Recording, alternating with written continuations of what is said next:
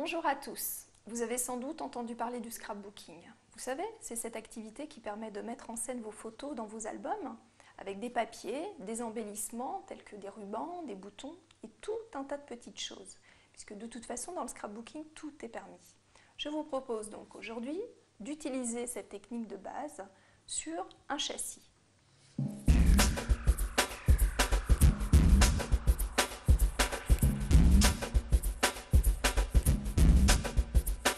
Pour cette réalisation, je vais utiliser un châssis en lin naturel de 20 cm sur 40 cm, un assortiment de papier imprimé, un encreur noir, une paire de ciseaux, un scalpel, de la colle pour photo et de la colle pour coller l'ensemble sur le châssis, une règle, un massicot qui va me servir à découper mon papier et le plus important, 2 photos de mes enfants. Et cette fois-ci, j'ai choisi des photos en noir et blanc.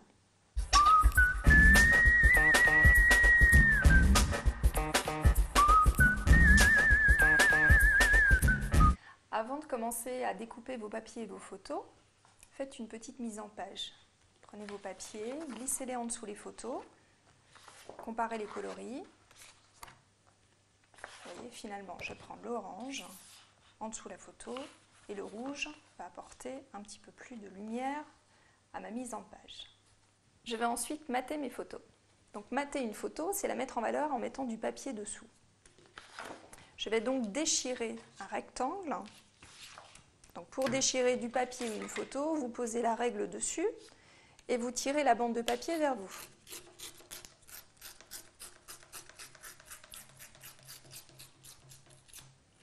Et je vais faire ça tout autour. Donc en fait, des fois on a quelques petits soucis de papier parce que celui-ci est pelliculé, donc il est un petit peu plus difficile à déchirer.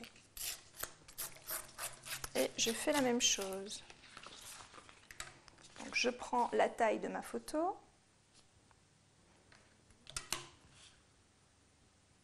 et je continue. Voilà le résultat.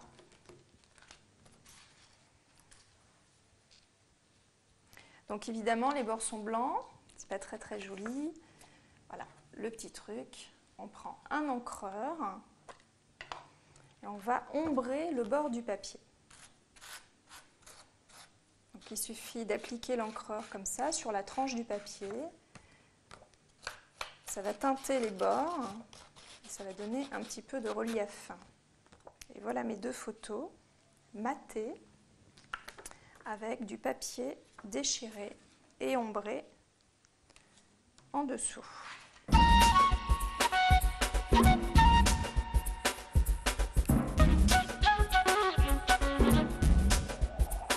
Maintenant, je vais continuer en découpant des bandes, des rectangles et des petits ronds ou des ovales dans mes papiers imprimés.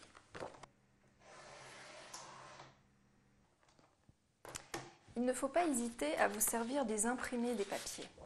Vous voyez, là, il y a des petits ovales, des ronds. Pour récupérer mes petites arabesques, je vais utiliser le scalpel. Donc attention, ça coupe.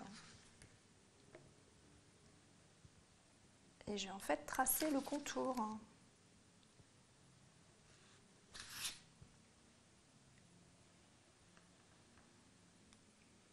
Les personnes qui font du patchwork vont vous le dire. Plus vous allez oser mélanger les papiers imprimés, les coloris différents, plus ça va donner du relief à votre création. Que ce soit avec du papier ou du tissu, c'est la même chose. Il faut vraiment que c'est du peps.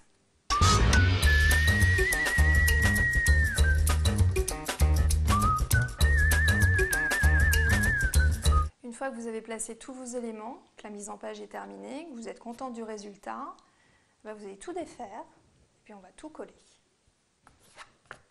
Donc quand vous allez coller des photos ou du papier sur le châssis, vous utilisez une colle blanche un petit peu épaisse, parce que la colle à papier ne va pas suffire.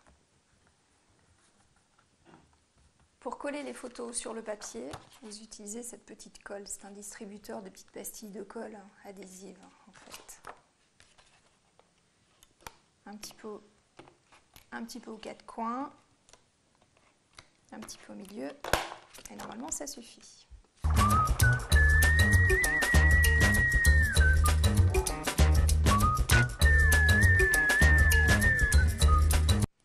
vais terminer en ancrant les bords du châssis. Ça va donner encore un petit peu plus de relief.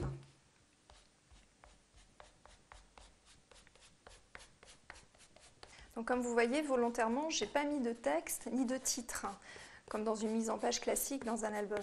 Comme c'est un tableau que je vais accrocher à mon mur, je préfère garder une certaine sobriété. Voilà, mon châssis est terminé.